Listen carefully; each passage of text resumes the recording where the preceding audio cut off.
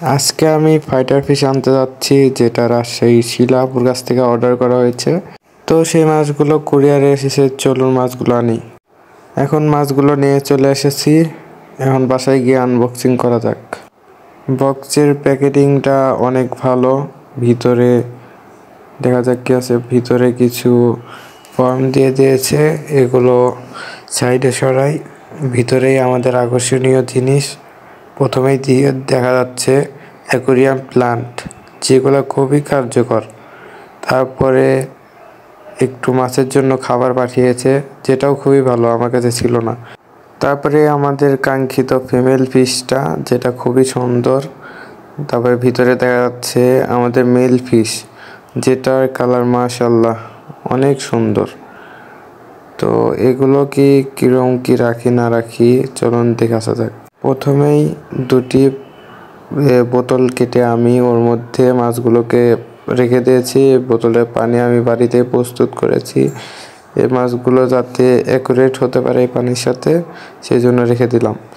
এখন এই মাছগুলোকে আমি অ্যাকুরিয়ামগুলো দিতে পারিনি, তো পরে কিছুদিন এই পাত্রে মানে এই বোতলে মাছগুলোকে রাখি। তারপরে একটা সময় সুযোগ পেয়ে অ্যাকুরিয়াম দুটোর জন্য দুটো কিনবো, অনেক সুন্দর করে সাজাবো ইনশাল্লাহ।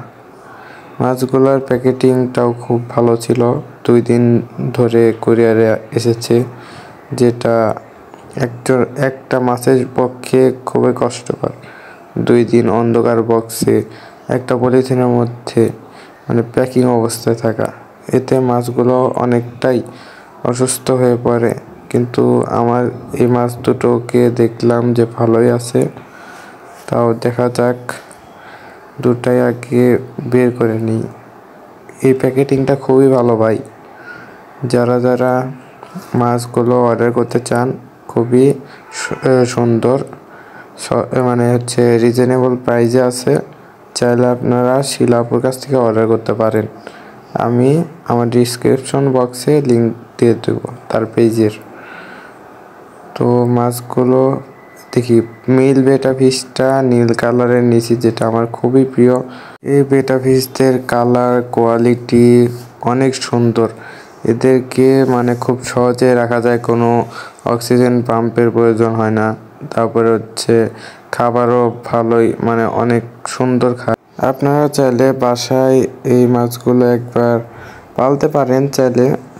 এই মাছগুলো খুবই সহজ পালা, কোনো অক্সিজেন ফিল্টারের কোনো চাপ নেই। তারপরে দেখতে পাচ্ছেন যে আপু কিছু অ্যাকোরিয়াম প্ল্যান্ট দিয়ে দিয়েছিল, যেগুলো আমি 2টার বোতলে দিয়ে দিব।